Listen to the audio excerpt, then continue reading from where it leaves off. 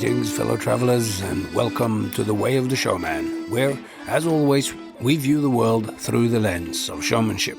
I am Captain Frodo, and I will be your host and your guide along the way. And today we are jumping back into the conversation with Jack Denger about redefining progress and about putting as much good stuff into our acts as possible.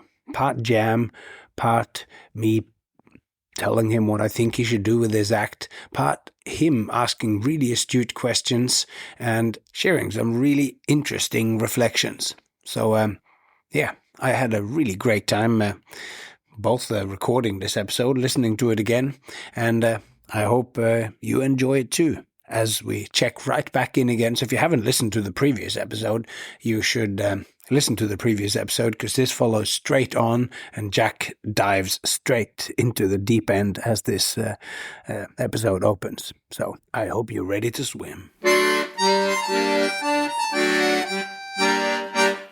One of the benefits to using speech in my case was, this sort of little creative journey that I'm on is like, just like you and Jay, like we're sort of trying to plunge the depths of the essence of the art form here and find a way to tap into that and access that. And I'm just both from an experience and like an exploratory perspective on the starting line, right? And so speech, really felt like the right outlet to start, because it can engage with the audience through direct perception. Like yes, it adds somewhat of a layer of abstraction, but people can directly understand what he's saying if they know English. So that, to me, it felt like low-hanging fruit. And I think just how I am as a person is very aspirational, and I'm like wanting to see.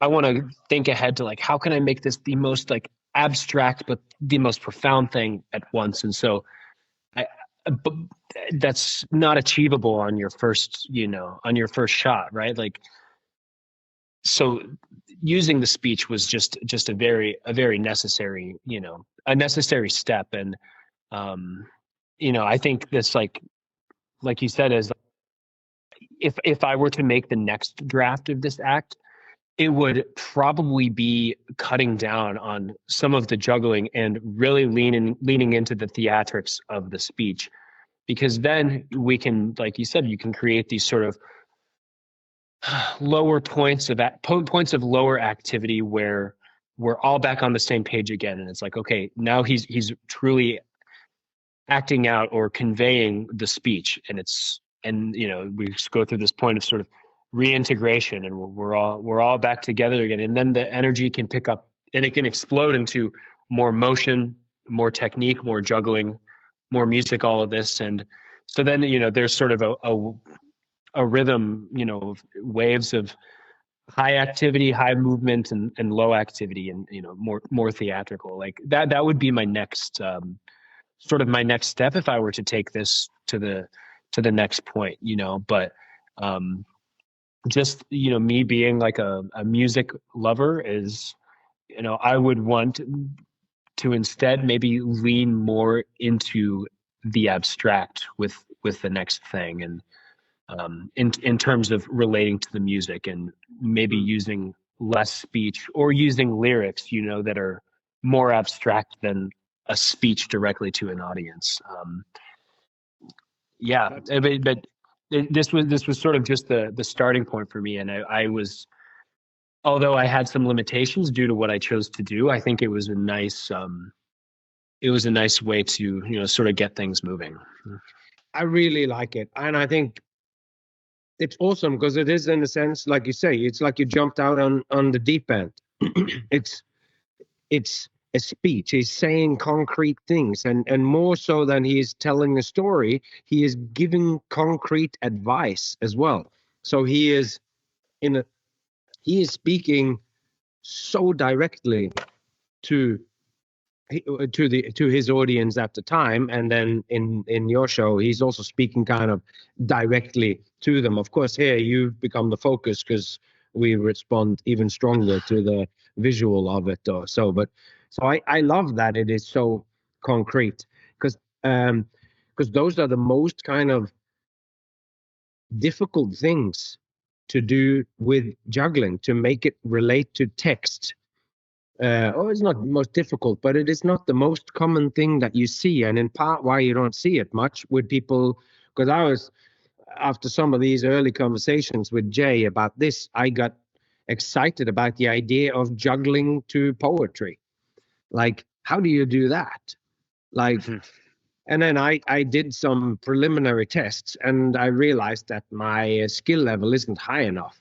If you want to make music come alive, or you want to make poetry come alive, you need to be able to reproduce the motions uninterrupted. If you're trying to convey music and you have not yet perfected your presentation of the piece, so that if you're playing a piano piece and you make one little mistake, the audience will continue to be into it.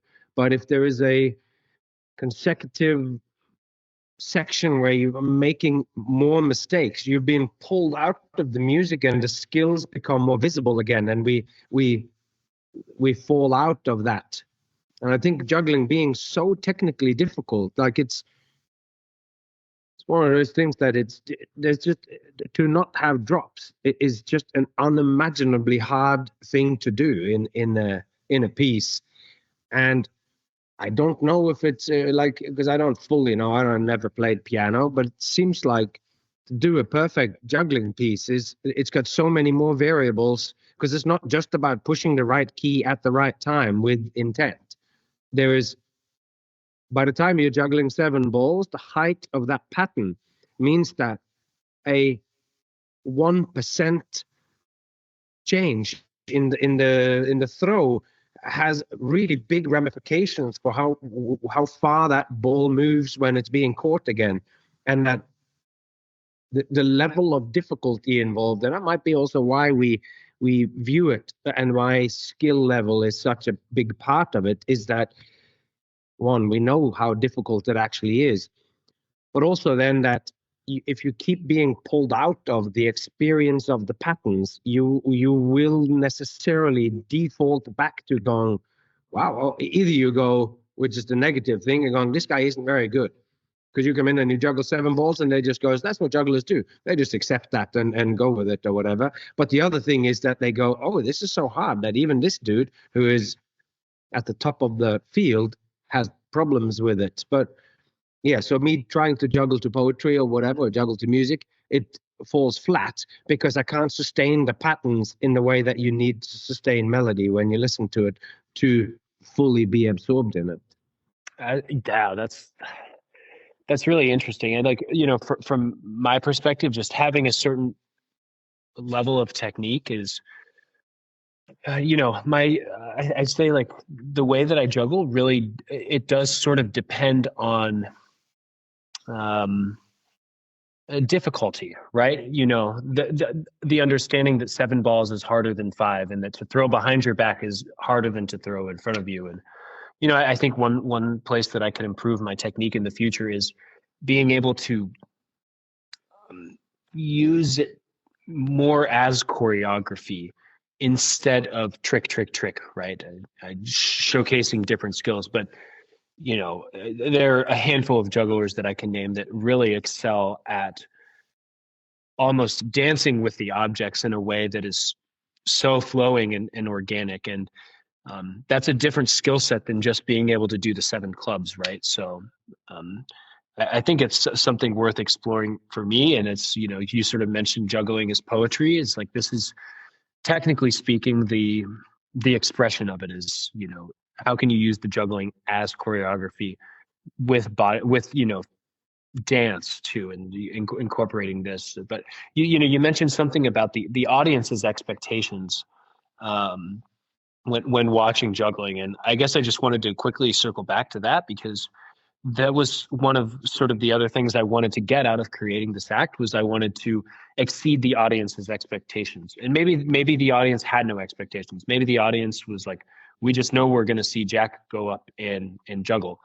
But I wanted to, of course, present juggling in a way that was new to the audience too. But then, I wanted to create at least some moments of surprise where the audience just wasn't expecting to see what they were going to see. And one example was there was a moment where the music sort of died down at the end of a section of speech, and it sort of reached a quiet conclusion. And there I put the biggest trick of the act, and like, I think in my experience watching performances that really had an impact on me, it was the performer's ability to sort of curate and then defy the audience's expectations with what they're about to see. So that was, I think, as sort of curators of, our art forms, it's important to zoom in and identify what really makes an impact, and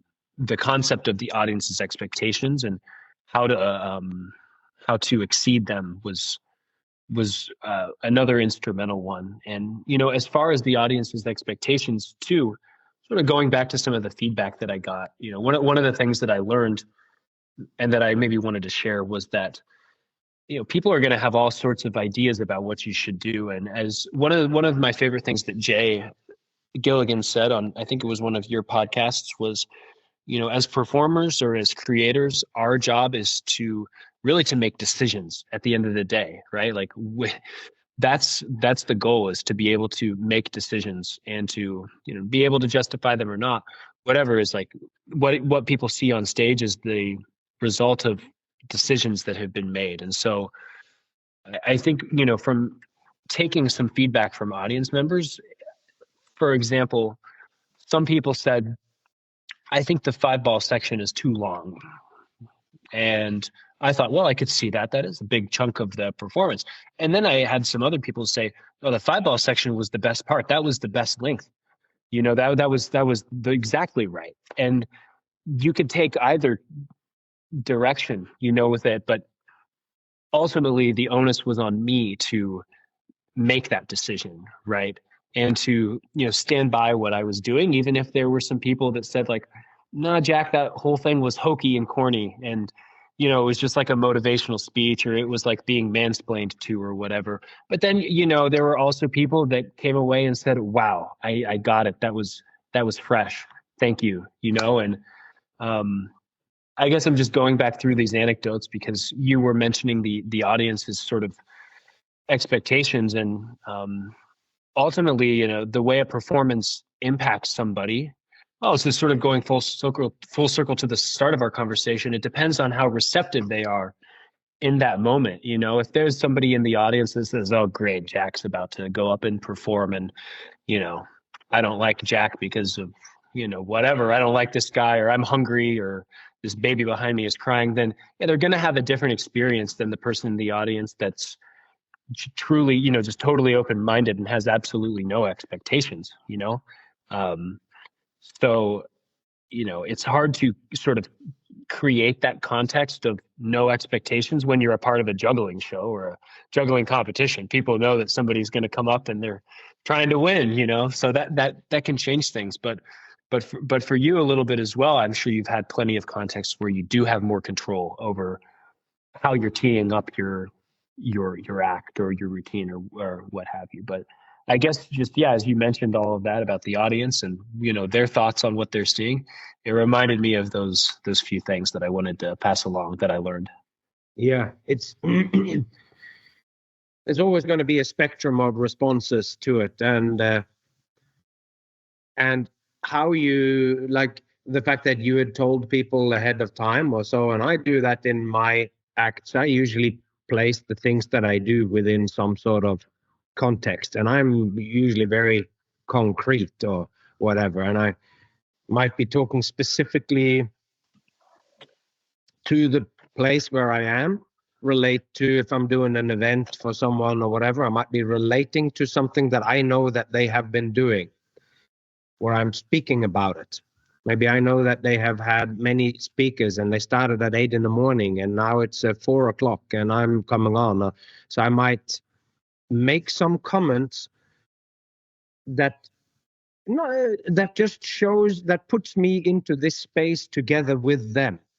Like, I know what you guys have been going through, and I'm sharing stuff and that on a subconscious level, at least, they're sort of going, I know what their experience is, and they've had on this conference one specific experience, and I'm now sort of I'm not revealing that I was there or that it's just that level of we're connecting, like I'm here and you're there and this is your experience and I am aware of how I am in this experience. So I start there, and then I am making and looking for a link to link it into this next routine that I'm doing or so. And at one point there's a crossfade where I have gone into the script and I'm now in an act, and they don't necessarily know it, that I have gone from having a conversation.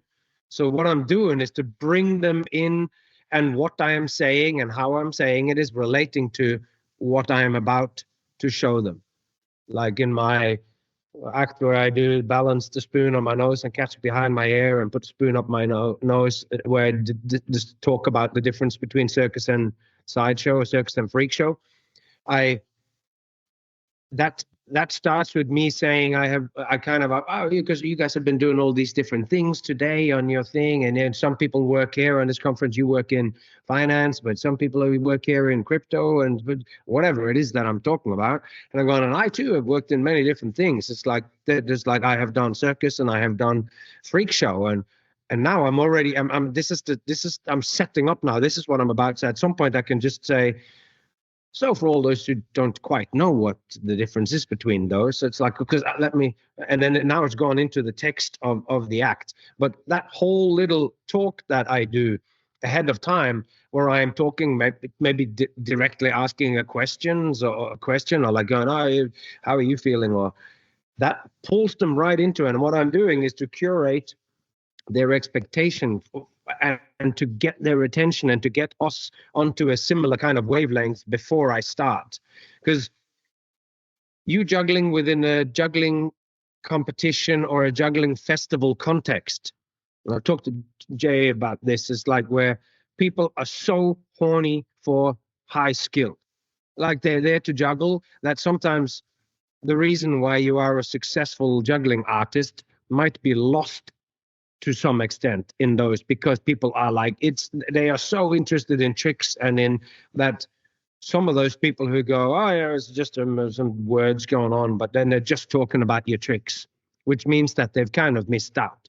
I've had reviews like that where I share stuff that is of great emotional importance, and the review lists, then he balanced the spoon, then he swallowed the sword, but I'm sharing stories of me growing up with my father and how he helped me through when I had this sort of potentially terminal illness, and then they get this, and it's a list of, and I'm going like, you would get an F if this was like, we were out on 4th of July, there was a march, and we saw this, and then we saw that. It was a good day.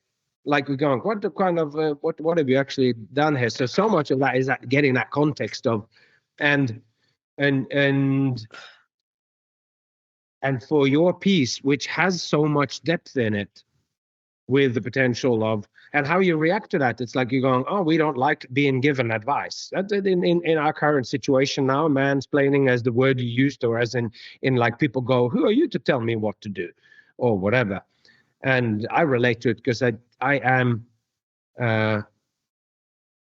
sincerity or whatever is my default mode when I perform and when I'm talking and doing stuff. And I'm like, I'm relating this to you with the best intent, and all my preparatory speaking and all of that gets it in. So when I'm pontificating about, as I do in the spoon routine, where I talk about the nature of love and how love changes everything, or whatever, or love makes all the difference, is kind of the emotional punchline of that thing. They are receptive to it. But also, as long as you just, because the difference between, if they've bought a ticket to see you, they are tuned into you in a different way, and you can start the conversation at a higher level, if you will. But if you're just coming in as in the worst case scenario, where they're just like, they've been doing a conference about something, and here I come unrelated as a bit of a palate cleanser, then they don't know what to expect. And you coming out and doing a piece which has this kind of depth and this many layers or levels of meaning going on. There's the juggling skills, and then there's the text, and it's how you relate to it and how you. So it doesn't surprise me that some people are dumbfounded. But also, if you continue down that thing, then it's to find one way to unify them is to get them onto the same page by directly relating to them too. And for me, that the most direct way is kind of through speech. But you can, of course, explore that if we were to work on this, not just by you sending me a video and me having a few comments, but it's like then we are down to the nitty gritty of being on the floor where we go, all right, so that was good. What will we do here? How will we do this piece or whatever? But so much is the decisions that we've taken on how to do it, and we always take it to get the maximum clarity. But you, in the way that your piece starts, I love what you said about putting the mic out and everything, where you're sort of going, this is the visualization of I will be saying something and the words matter, kind of, and then it is about the juggling instead. So it's you're into relaxing. So I love what you did with that. Anyway, sorry, I'm ranting a little bit now, but you said something that I really, I just loved it on a personal level. And then also I think we can explore it a little bit more. And you said that your default state is sincerity, right? And that really resonates with me because, you know, as I maybe look ahead to like, well, what could I create next? How could I push my limits in terms of creating a juggling performance in a new way? That's the quality that I would really like to lean into, I think, because, you know, I picked this soundtrack and this speech to overlay the juggling to. And while I generally agree personally with the points Steve Jobs made, I guess, in the speech, that they were, you know, profound in their own way. If I had to share some message, either explicitly or abstractly, I would maybe share something less prescriptive, right? Or a clear message, but it would be more about sharing myself authentically with the audience, something that speaks to who I am as a person. And you made the example of sharing with the audience your relationship with your dad, you know, and if I remember correctly, you performed with him, you know, for some time, maybe learned from him in that way, and then he helped you through some difficult times too. And I imagine you did this verbally, you know. And, you know, juggling, I maybe wouldn't take the storytelling approach if I were to share about myself personally, or about my own character or my identity, or who I am. But I think one, you know, sort of entry point or possibility to do that is, instead of picking music that is useful for a performance, like in a utilitarian way, which is kind of what I did, to find the music that speaks most deeply to me. You know, I'm sure if you've ever listened to some music and you think like, man, this is me, or I feel this in an incredibly profound way, is like, that's our pickup point right there. Maybe that's the next pickup point for using the juggling to share myself in an authentic way, is to find the soundtrack that I'm like, oh my gosh, this is so profound. This makes me want to cry, or this brings me back to childhood or whatever. And then that's the starting point. So, you know, I'm sort of pontificating on, you know, authenticity and how to use that as a sort of the starting line for creating something new for me. But I'm curious how you contemplate authenticity and sharing yourself as a person, you know, through your performance. What about your performances are truly you, you know, and how do you bake that into what you do? yeah, that's a great question. And I mean, it's also the work that I do most when I'm doing the tennis act or whatever. It's a little bit like as if you're Steve Jobs act now. If that went viral or whatever, and then that's what people want. So then I need to perform that, and this is an act, my tennis act, which I do most. That was the only act that I'm doing when I'm with Cirque. When I'm doing it's a 12-minute thing, and they book it to be like this, and I can stray and this, that, and the other, but I can't stop it and share something about myself or whatever. Like it didn't need your act is 12 minutes. Wow, in nice. My what was I going to say? Oh yeah. So this is an act that was created in 1998 and has evolved since then. So a lot of the stuff that I've created since then also has a different nature. So you're sort of being brought back all the time to that. But what I do when I sit on top of the cans and I do an emotional speech, and some of these other acts that I'm doing have different, have more depth to them. And it's some of the stuff that I would like to lean more into now that I am living in Norway, and I would like to find opportunities to do more long form work to express more things because I'm interested in them. So for me, when I am doing these, my work is strongly influenced by being commercial also. People pay me a fee to come and do something, and they want a certain reaction from the audience. So that is one of the constrictions or restrictions that I have on what I do.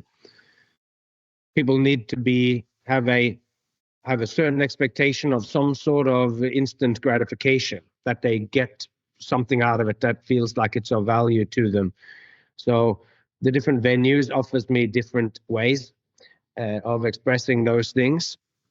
But I still think it's like through my if I think abstractly about what it is what authenticity is, it is when the audience experience what lives inside me, and that coincides with what I am doing and how I am doing it.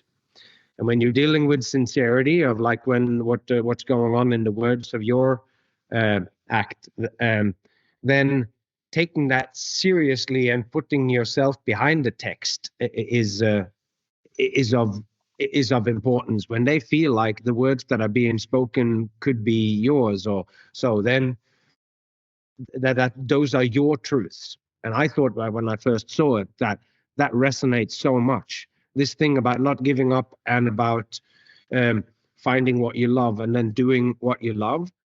When you show technical expertise at the level that you do, that to me is it's not a particularly abstract, like when those are the words and then you see your dedication to your craft, then that resonates to me as truth. But of course someone will always be offended by, or not offended, but be taken the wrong way with anything. I mean, I always have these elements of unease in what I do, whether it's a spoon up the nose or it's the dislocation stuff that I do. So there's always someone that don't like it and can't get past that. But so to find that way of expressing something so that when I do it, they feel like this is me. And for me, it's often then through words, but it also is through your familiarity with what it is that you're doing, so that it feels like it's flowing out of you. In your very first performance, in your very first run through, like it always is, you are a big portion of your brain is dealing just with the running order of what comes next and what is there, and then always sort of also say like, okay, now we've made that act, and then we will learn to know this act, because an act is a creation almost like a birth, and the first time you do it, it's just like the birth and the miracle of birth. The first time you perform it for an audience for real, often it's a great elation and everyone's excited. And then as you do your act, it's like the act kind of grows up and you get to know it more, and thereby you can express more. But in the beginning, the act is an infant and it doesn't know what it is. It doesn't know what gender it is or who it is, or it doesn't know how to sit, let alone walk or speak. And those things are steps that you will discover along the way through the actual performance of it. So now you're still counting on one or two hands how many times you've done the act. And each time when the people are there, their feedback will go into you, and you will be able to express things more clearly or whatever. So I was maybe not quite as concrete as you might have wanted, but it did also, just to continue on what you were talking about doing that. Somebody said there was so much going on in the act. The text is powerful and concrete, and then you're doing a lot of juggling as well. And that you said that maybe one of the steps forward was to do a little less juggling and to and I thought, and that was what I was thinking too. It's to find sections not based on the tricks, but finding a section where we're just going, okay, we're focusing in on this to link those things up. And that was something that I would have wanted to pursue as well.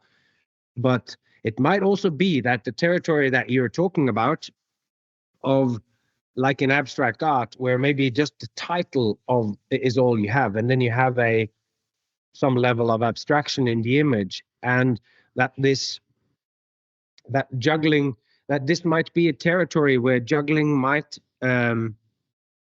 flourish more easily because of the abstract nature of it, or so to have if you're working with text or so, but even just to name the piece or to give the audience some idea of what it is that you're doing, so that you're giving them a little, like that next to a picture where there is sometimes a little card that gives some information about the thing, even just the date that it was created. So if you're seeing a Dadaist picture that don't make any sense, but then you see that it is from in between the two world wars, and how do you find meaning when the First World War has happened and we have the rise of fascism? How do you, and then those things gives you a context to relate to the work. So doing a piece to music, and I'm of course also thinking it's like that it has that if it has words, or what is the introduction into it, so that the audience, because you can play with that, like even just a few sentences of stuff of what this is. It's like, well, you're going, well, I made this act when I was going through a breakup, or I was in between jobs and was trying to work out what to do. Like those kinds of mini things of what does that do to the way that you view the act when you go, I created this piece. Just saying those words. It's not like I'm going to do a couple of juggling tricks here and I'm going to put down some music, see what comes up. Like just the display of intent beforehand, and that you call it, I made this piece when this and that, and it was based on, like, okay, and here we go, and then palate cleanser, and you walk off and you come back on again or whatever, like those kinds of things. Like that's like what is the version of that little card next to it that places this into a context? And that first bit where you come on in that moment where they're meeting you as a human being, that's also like, because the main emotional connection that they have to work is from human being to human being. That's our strongest kind of connection to anything in the world. That you will always be connected up to those. So something like that, where there is just a little context, or just even that you come and go, this piece is called interim time, or looking for directional. I don't know, like you say one thing like that, and then that just places you in a certain mode to it. And they go, oh, he's not coming out. He's not going to have a spinning bow tie and eat the apple on the unicycle. This is different. And a little thing like that can maybe go a long way for you to connect to it. And it might, yeah. Anyway, those are my thoughts. Yeah. I mean, we're really like rubbing up against something that's kind of on my mind looking forward. And like you mentioned, that part of the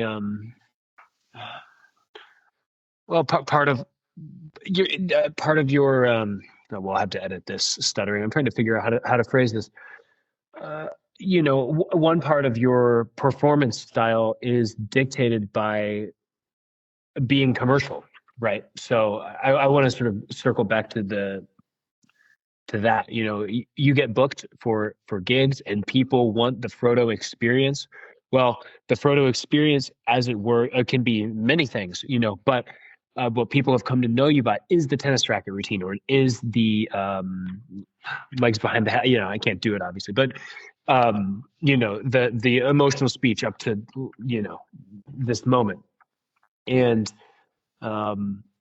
you mentioned wanting to look for opportunities, maybe in Norway, to plunge some sort of new depths and to bring some new depths to life on stage. But your career is one such that you've got to do the tennis racket act at Mad Apple, and how do you make space for both of those things, just as a performer and as a professional? I think that's even as, for me, as somebody who's not a professional juggler per se, this is something that I think about a lot, because for me, especially in the United States, my performance opportunities, my opportunities to share my juggling, and the audiences and the context I can do that are pretty limited. So in a couple of weeks, I'm juggling at the halftime show of a basketball game, thousands of people watching. Well, that's a different thing than putting on the Steve Jobs speech and doing some juggling to that. That audience is going, and maybe they're getting popcorn, or they just went to the bathroom and they're coming back and they got to go pee, or, whatever. Like, all of this, it's completely different, And then in terms of other platforms for the juggling performance, it's like, where does that Steve Jobs speech act play? Where do you perform that? What's the venue for that in America? This isn't a critique about art in America necessarily, but I just don't know where that exactly fits. The reason I created the act in the first place was because I got invited to perform at a couple of juggling festivals, and I wanted to do something fresh and something new. And we already sort of discussed the potential limitations of that audience right there. It's like they're fired up about the juggling, or maybe they will just want to have fun, but Jack wants to do something a little more serious. And how do you bridge the gap there? You talked about some ways to maybe do that, but for me, it's like, where does, if I wanted to do something more abstract, what's the opportunity to do that? Because ultimately, for me, not being a professional juggler, to create something new, I need to have a reason to create something new. And to create a performance, you need to be able to perform it. There needs to be a show date, and if I don't have a show date, I just am creating an act to have on tap for when the right opportunity comes up. For me, somebody who works 40 hours a week in something completely unrelated to juggling, it's just not feasible to do that. But sort of creatively and intellectually, the desire is there. But lining up the opportunity to really go through that process again with something deeper is, I think, is like a really big challenge for me. It's like I have this desire here to, tap into the essence of juggling and the essence of who I am and the essence of the music that speaks to me, and just, it's like a Venn diagram of these three things, and I just want to push them all as close together as possible, so there's this total integration. This, like, I can really think about these things, and I would love to be able to perform the act 40 times so that we get that closer and closer together. We bring the Venn diagram closer together of all the overlap of all those things. But for me, it's like, that's not where I'm at in life. And even if I were a professional juggler, the venue is not there. I think about professional jugglers who are performing today in the United States or wherever, and the successful ones, they're doing cruise ships, and they're doing Cirque du Soleil, they're doing the Vegas shows, which all of those things are good too. There's nothing wrong with any of that. But in terms of, really redefining how juggling can be presented,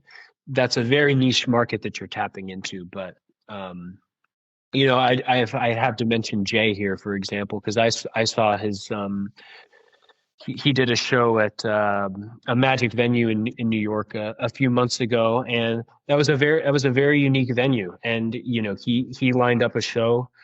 Probably included some material from Reflex that really fit that environment.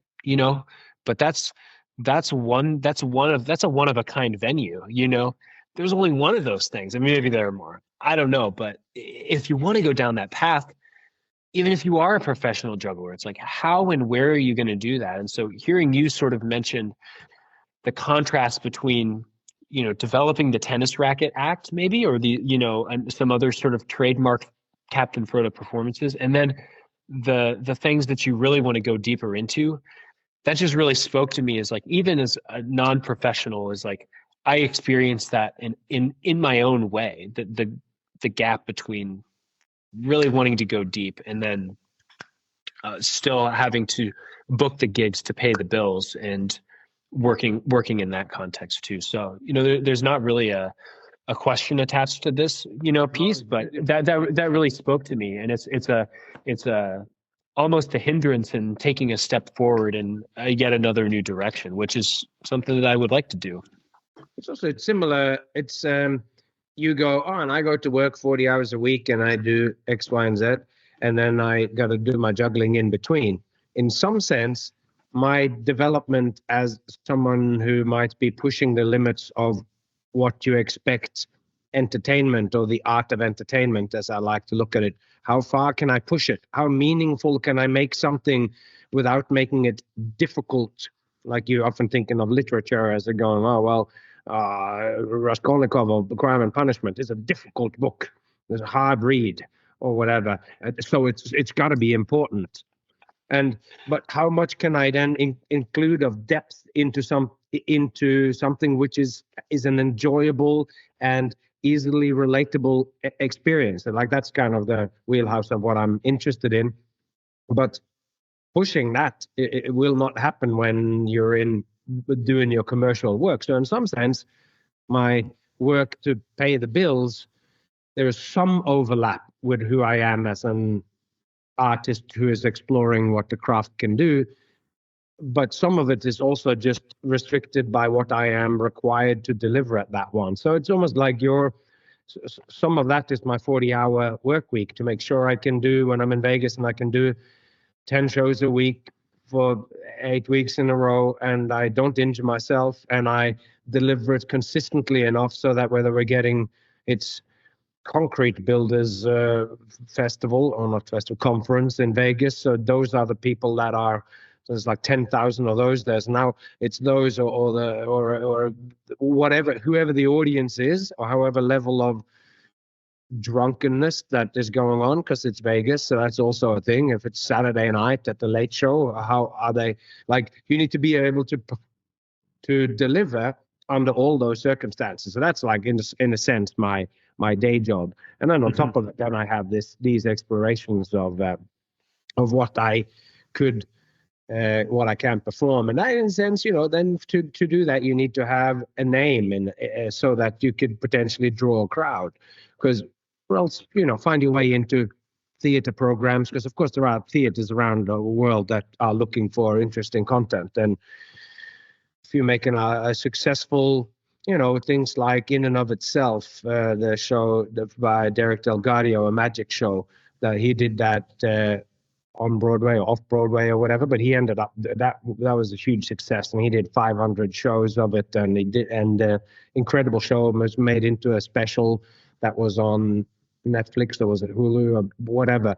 Like, it's those moments where you go, this is a piece which is of interest to everybody. And the first magic trick didn't happen I can't remember how long it was, but he does a whole bunch of stuff and talks and sets up a bunch of stuff in the beginning. And if you're looking at it from a magic point of view, there aren't that many magic tricks in it, because it's a theatrical experience that it really, but as a result, also people resonated with it, when you are a magician or you are a juggler, it's like, okay, it's about the number of tricks that you can do in the most minimum amount of time. Or like, it's just going, but the audience is if you want to reach an audience that will afford you to do it, then it becomes about about in different level of interpersonal, interhuman ways of connecting or whatever. Mm-hmm. Yeah, I mean, like that, like we're sort of dancing around this topic of the tension between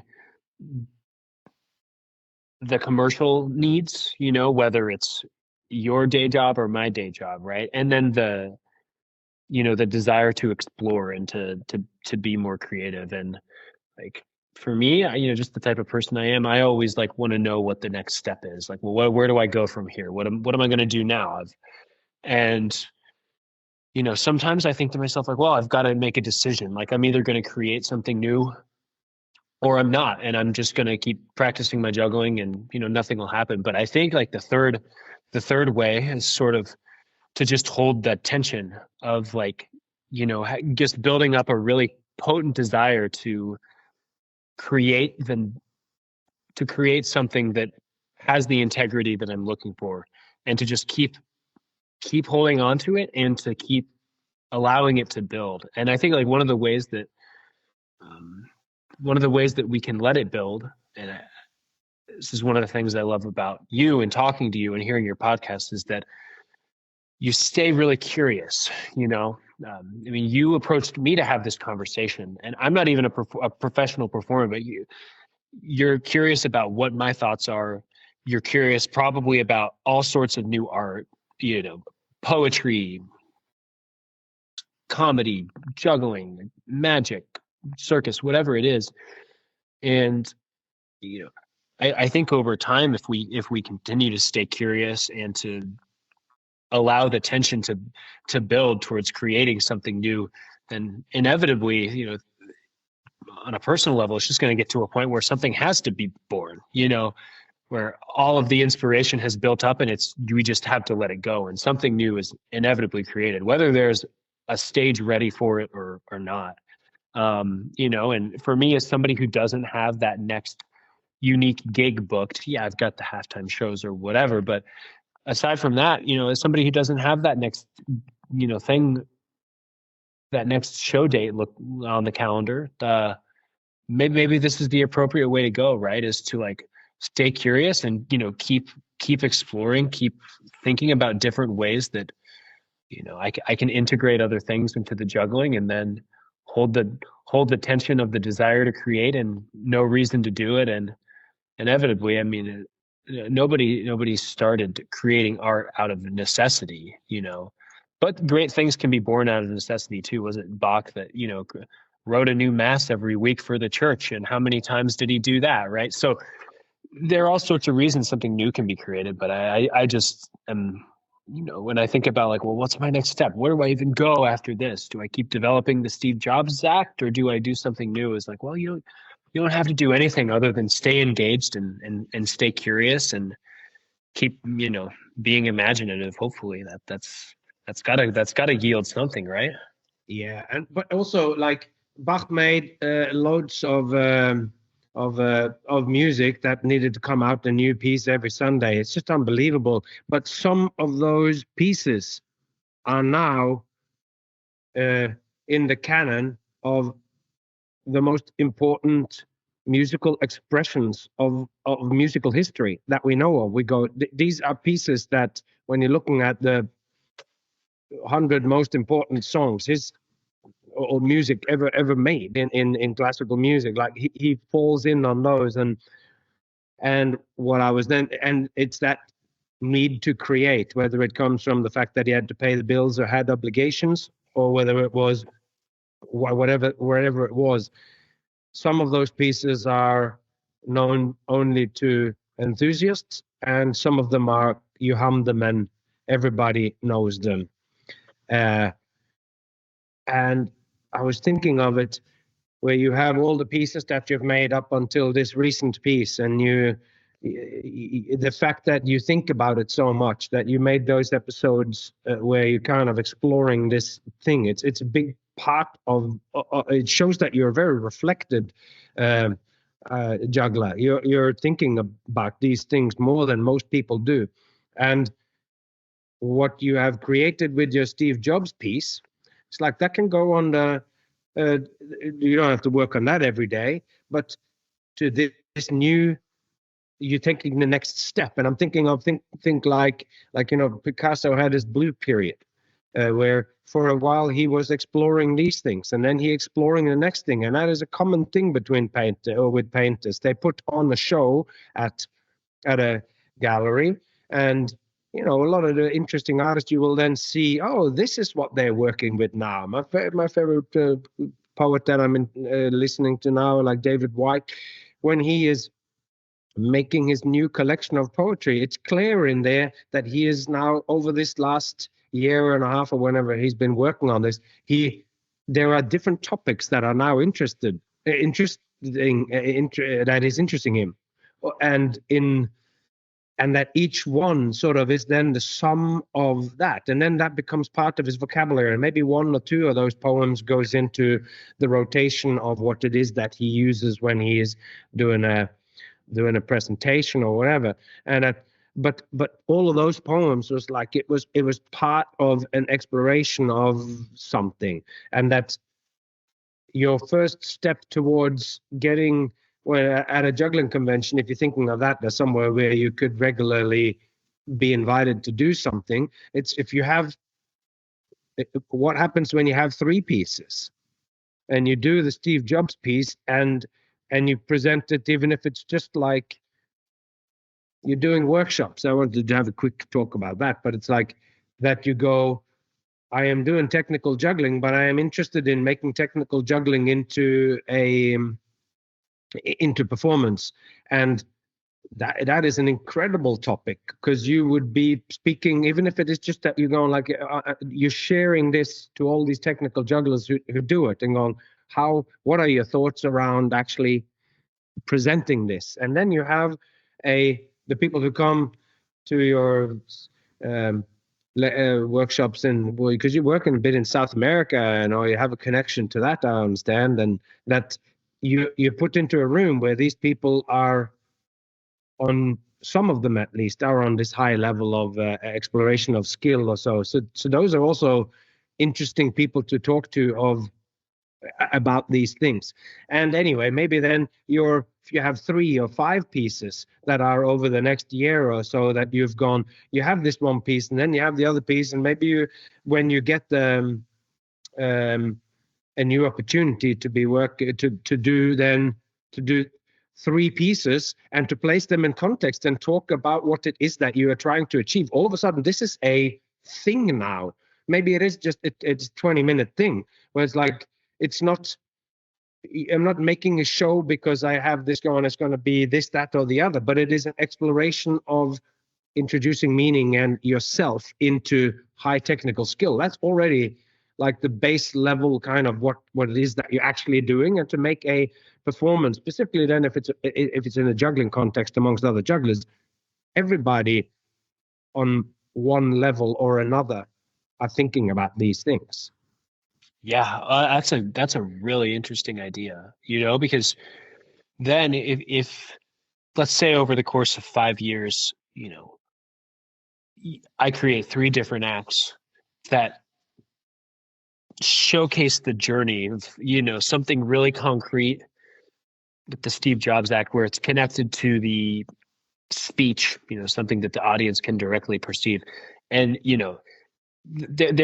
it's possible, if I put in the work and all of this, that a progression can take place. And then, like you said, it's a great idea. It's like, then you have an assortment, right? You have a tasting menu, and you can say, this is the journey that I've been on. And then the audience can see that progression too. And that's powerful on its own. So, I had never thought of that possibility. And like, the other possibility too, or one other one that I just consider is like, yeah, if the juggling convention is like going to be my context for whatever reason, then, yeah, we acknowledge the limitations of the context, but I can also dismiss the context at the convention, like not in a mean way, but I can have why not have the MC tee up the performance, and say, give a monologue that introduces me that I've written myself, or that I come up on the microphone and like you've said with some of your performances, where you bring the context to the table, right? Like I created this piece, da da da da da, and then, or there are other ways to do that. Oh, there's a 7-minute time limit on the juggling competition. I'm just going to take 15 minutes because it's not about the competition to me. I just wanted to share this thing with you. I've had all of those thoughts too, where you can overcome the context, just and take people out of it, by sharing with them. But so you mentioned you had a question about the teaching. Oh yeah. Yeah, I was just because you were talking about how inevitably when you're doing a workshop, you need to address in a general way, because people will meet you and some are working on 5 balls and some are working on 5 clubs and some are working on. So I find this tension interesting in everything that I say too, because whenever if you're gonna write something, or I'm gonna make a podcast about something, then you have to make it kind of general so that it touches a lot of people. But the reality is almost like every bit of advice or theoretical stuff that I'm talking to you about now, if we were in the room and we go, okay, try that again, then it gets down to these more sort of nitty gritty details where you're looking at it. And how did this make me feel? How does it? So how do you navigate that kind of tension of hitting everybody in your workshop at whatever skill level they're at, so they all get something out of it? Yeah, it's interesting. Well, I can talk about, sort of that workshop that you were kind of alluding to, and then I can also talk about briefly about the podcast in a general way, and why that's a workshop of sorts. So, as far as teaching juggling technique to students or jugglers at a variety of skill levels, I always found that what I felt compelled to share an approach to technique generally that was palatable no matter where you're at. And, jugglers, if they're interested in attending a juggling workshop, they're interested in improving their juggling. And that's the one thing that we all have in common. So regardless of whether you're working on 5 balls or you're working on 9, like I am compelled to share the tactics and the approaches, the strategies that I found that are useful in doing that, and that are manageable to both maybe a newer juggling mind and then a very sophisticated one too, because I've been in both places, so that's really how I try to approach teaching to a variety of skill levels. And then of course, just practically, you want to spend a little time with as many students as possible, because people are going to have questions based on what you said. And I feel like part of the resource of the workshop is not just the words that I say or my notes, because then I could just print off the notes and send them out to everybody. I wouldn't have to go. But it's the other side is that they have access to me, and for me to see what their tendencies are in their technique, and I can spend a little bit of time with everybody and address those things. So it really technically it all revolves around sort of defining a personal approach that I believe in and that I can share with a variety of people. You mentioned writing and the challenges of writing for a broad audience. How do you speak to everybody? And I brought up the podcast as well, because really I wanted to create that podcast because I was writing the podcast for myself 15 years ago, for the 13-year-old version of me.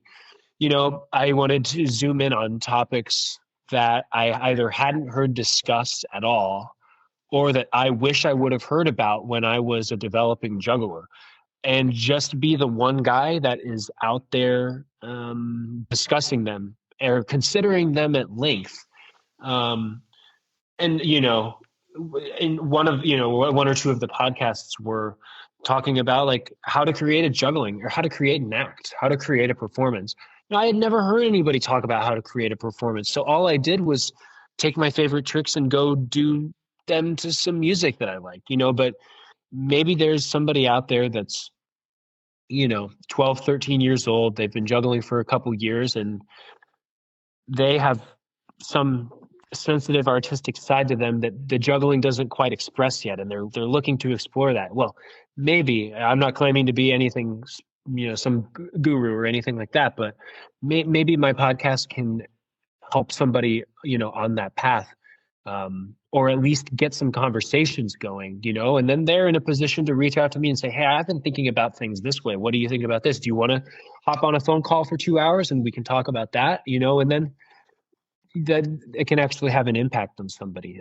So but the short answer with the podcast, you know, because there are a variety of skill levels and backgrounds, some even non-jugglers listening to that, right, is like, I'm writing for, you know, the 12, 13-year-old version of me who never heard anybody talk about these things in detail. So it's really aspirational and particular in that way too. But that's great. It's like, that's also what drew me to you as well.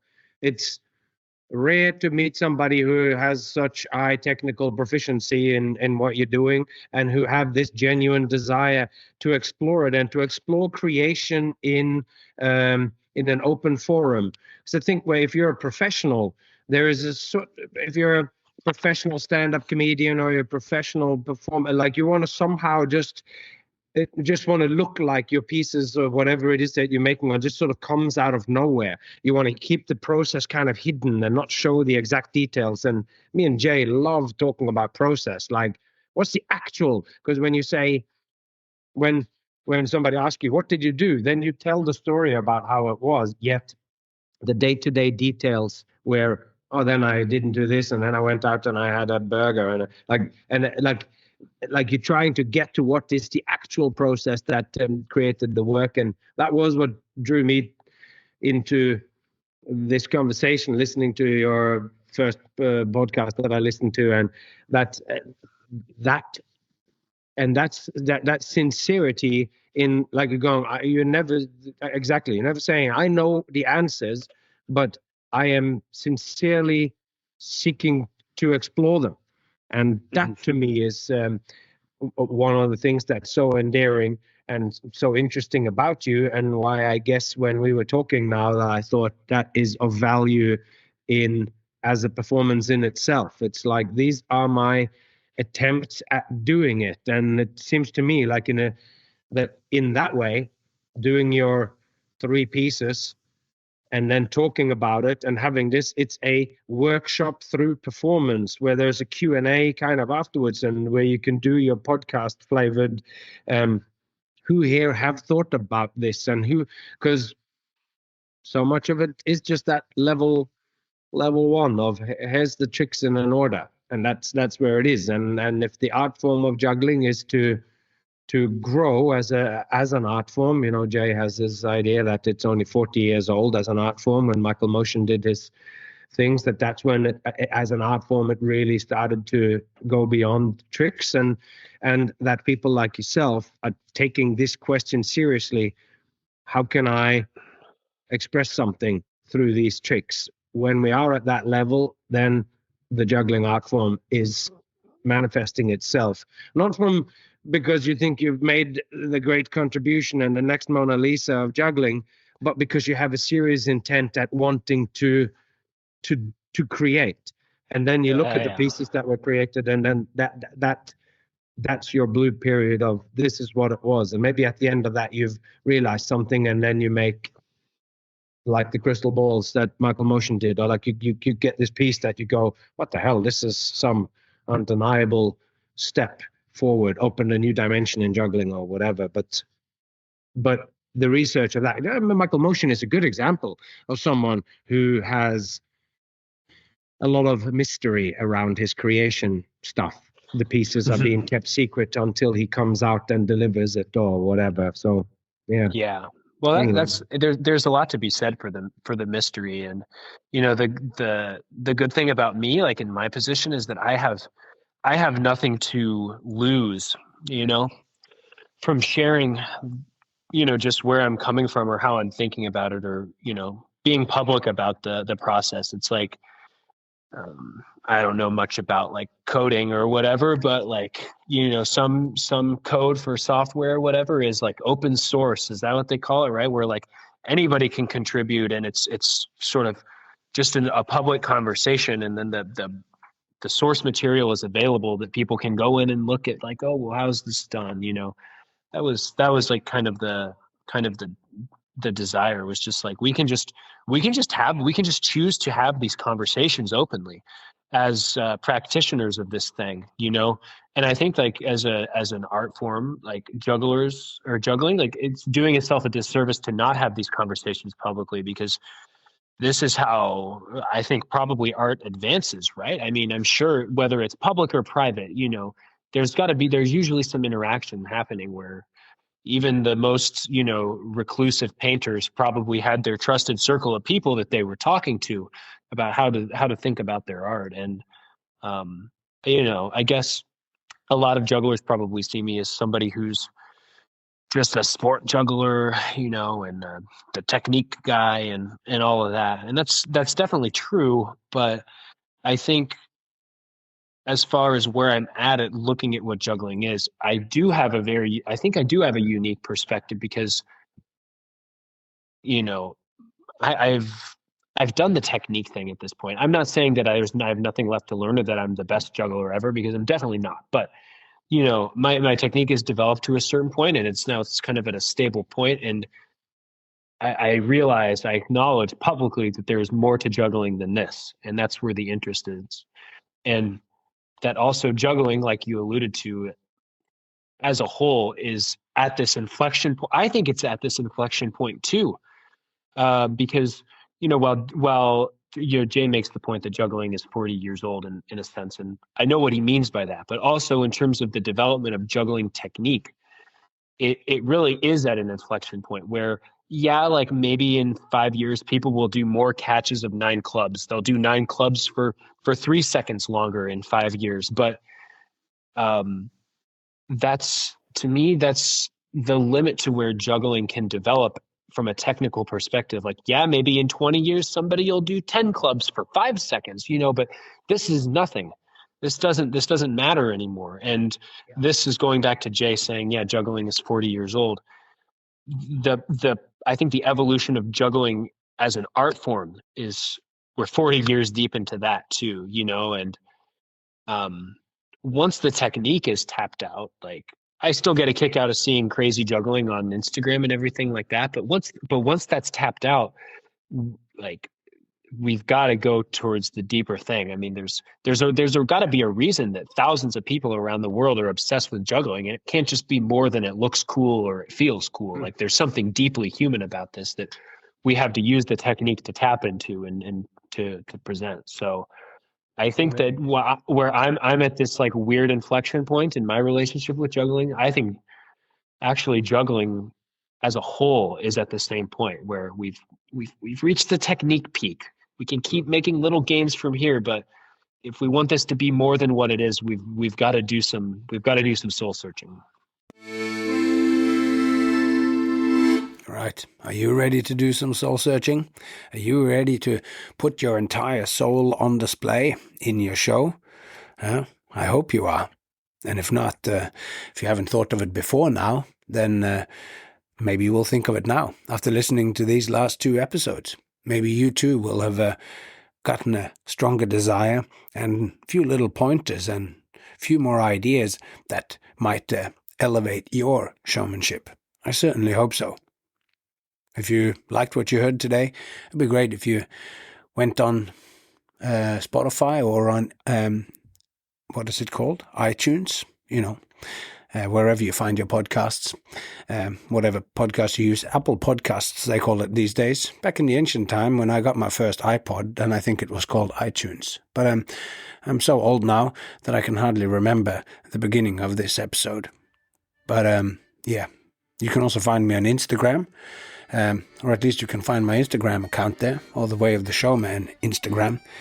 And I don't think so many people actually listen to this very last bit here. At least I hope not, because I'm rambling. But until next time, take care of yourself, and those you love, and I hope to see you along the way.